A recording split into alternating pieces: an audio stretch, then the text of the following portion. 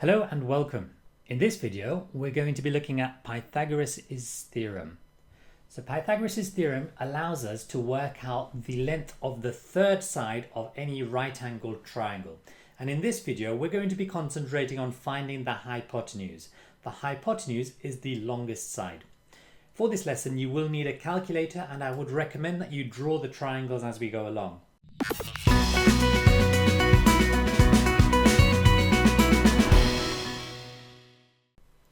The first thing you need to be able to do is label the sides of a right-angled triangle.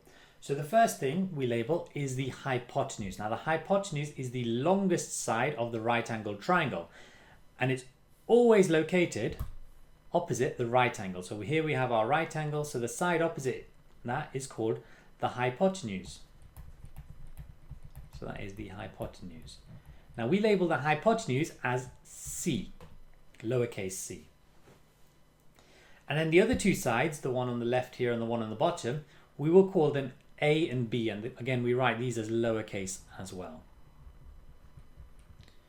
Okay, so this is how we always label the right angle triangle. So the first thing you label is the hypotenuse as C.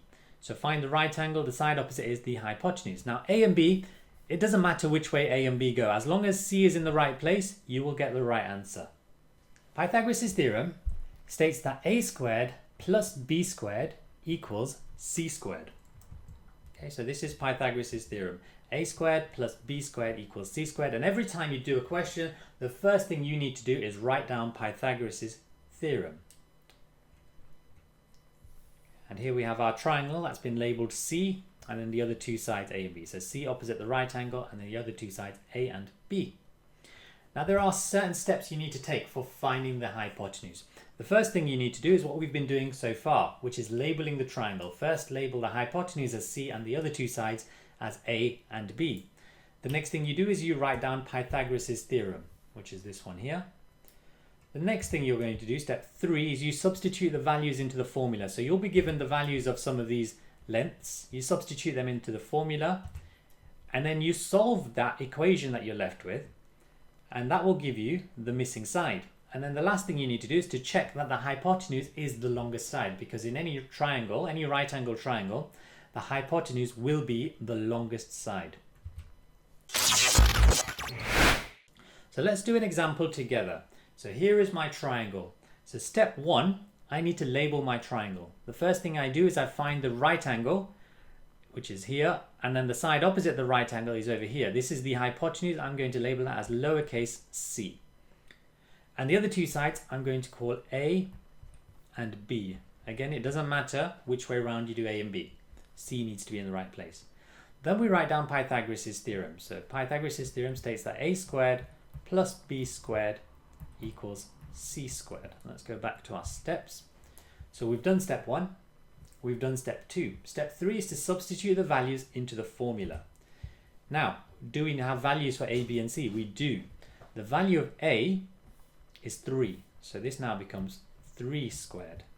The value of B is 4. So that's B squared would be 4 squared. And the value of C is X. So that would become X squared. 3 squared is 9. 4 squared is 16.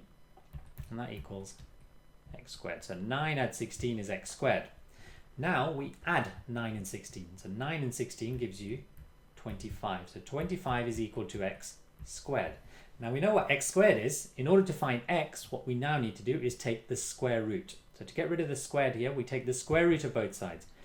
So if we take the square root of this side, that will give us X. So the square root of X squared is X, and then the square root of 25 is 5. So your final answer is X is equal to 5 centimeters. So we've just substituted the values into the formula. We've also solved the equation, which was x squared equals 25. And then the last thing we need to do is to check that the hypotenuse is the longest side. So we've just worked out that x is equal to 5 centimeters. Is the hypotenuse still the longest side? Yes, this is 5. The other two sides are 4 and 3. So 5 is the longest side. So we always do that check at the end of the question. Let's have a couple of examples. So let's look at the yellow triangle over here. The first thing we need to do is label the triangle. So we label it A, B, and C. The first thing we label is C. C is always opposite the right angle. So if the right angle is here, this side is the one that's opposite it. A and B, again, doesn't matter which way you do it. Let's do A there and B there. I'm going to write down Pythagoras' theorem. So A squared plus B squared equals C squared. What's the value of A? Well, the A is 12, so A squared is 12 squared. B is 5, so B squared is 5 squared, and C is Y, so C squared is Y squared. So 12 squared is 144. 5 squared is 25. Again, you can use a calculator for this. And that equals Y squared. 144 add 25 is 169. So 169 is equal to Y squared. I'm just going to write that as Y squared equals 169. So if I square root this, I get Y. And if I square root 169, I get 13. So the answer is Y is equal to 13 centimeters. Now, is the hypotenuse still the longest side? Yes, 13 is bigger than 12 and it's bigger than 5. So we've done that final check. So the first thing we do is we label the triangle. So this time we have the right angle here. So opposite it is this side here, which is Z. We're going to call this one C. The other two sides we will call A and B. Let's put A here and B here. So step 1, label the triangle. We've done that. Step 2, write Pythagoras' theorem. A squared plus B squared equals C squared. Now substitute the values of A, B, and C into this formula. So A is 11, so A squared becomes 11 squared. B squared becomes 7 squared, and C squared, well, C is Z, so C squared becomes Z squared. Now I always like to put a line through my Z's like this, just so you don't confuse it with a 2.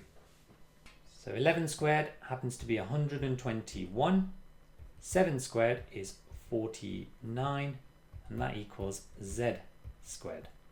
Now 121 add 49 is 170.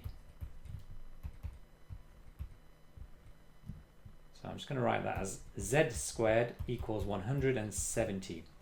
So to find Z, we do the square root of Z squared, which will give us Z, and we have to do the square root of 170.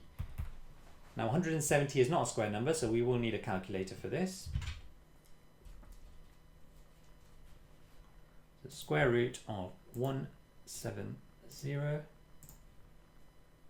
So to 2 decimal places, that would be 13.04 centimeters.